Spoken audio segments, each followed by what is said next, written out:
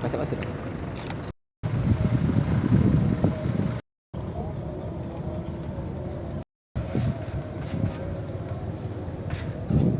Berapa ya? Kurang lebih jam 3 tadi. Jam 3 sore. Ya. Emang hujan terus berapa jam tadi, Mas? Hujan deras paling kurang lebih 1 jam.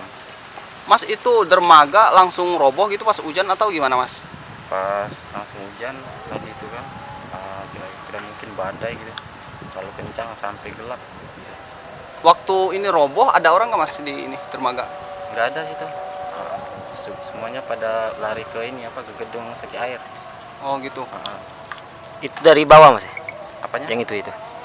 Yang Ya. itu tadi dari bawah ke atas. Dari bawah ke atas naik ke sampai ke tribun kan naiknya. Untung seped kita kan pada lepas semua kan. Kalau danau bergelombang nggak gitu? Kalau di danau gelombangnya terlalu kecil ya, Oh iya. tidak pengaruh sama besar kan.